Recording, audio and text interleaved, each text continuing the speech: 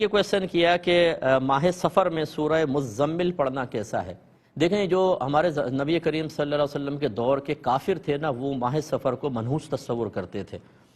تو نبی کریم صلی اللہ علیہ وسلم نے اس کی تعلیم دی کہ ولا سفر، یعنی سفر کوئی چیز نہیں ہے جو تم یہ منحوس کہتے ہو، کوئی چیز منحوس نہیں ہے. اس میں کوئی آسمان سے بلائیں یا مصیبتیں نازل نہیں ہوتی. لیکن مسلمان کا المیہ یہ ہے کہ اس کو نہ قرآن آتا ہے نہ حدیث، اس کو توہم پرستی بہت اچھی آتی ہے. کوئی بھی یوٹیوب فیس بک کے اوپر کوئی چیز دیکھ لے، اس کے دل پہ فوراً اثر کرتی ہے، گھبرا بھی جاتا ہے، آنسو بھی نکل جاتے ہیں. عذاب کی آیات سناؤ، ہنستے ہیں. نماز کے عذاب، بے نمازی کے عذاب سناؤ، قہقہے نکلتے ہیں. جہنم کے عذاب کے تذکرے سناؤ تو غصے میں آ کر منع کر دیتے ہیں. لیکن اس طرح کی بے سروپا باتوں میں ہمارے گھر کی خواتین سورہ مزمل پڑھ رہی ہیں. آٹے کی گولیوں پہ سورہ مزمل پڑھ کے نہر میں ڈالیں. یعنی مچھلیاں اتنی باکرامت ہیں کہ سورہ مزمل کے وہ آٹے کی کھا کے ایسی دعائیں دیں گی کہ ساری بلائیں دور ہو جائیں گی. باقی انسان تو بیکار ہو گئے.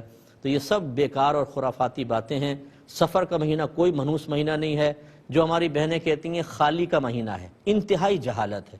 بی بی فاطمہ رضی اللہ تعالی عنہ کا نکاح حضرت علی رضی اللہ تعالی عنہ سے ایک روایت کے مطابق ماہ سفر میں ہی ہوا تھا.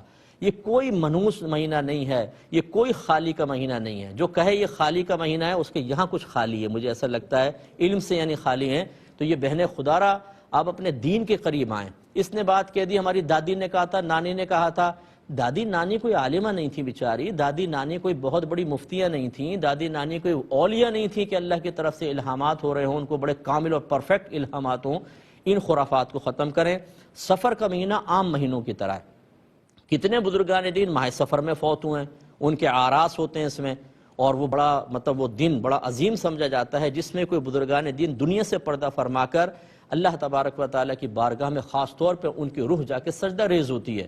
یہ منحوس مہینہ ہوتا تو پھر یہ اس طرح کے معاملات کو پھر اچھا کہنا ہی بیکار تھا کہ یہ منحوس مہینہ جس کا اس مہینے میں انتقال ہوا تو معاذ اللہ ثم معاذ اللہ پتہ نہیں اس کے ساتھ کیا ہوگا. اس طرح کی خرافات کو ختم کریں. خدارا ہم پہلے کہتے ہیں اپنے بچوں میں جہالت کے وائرس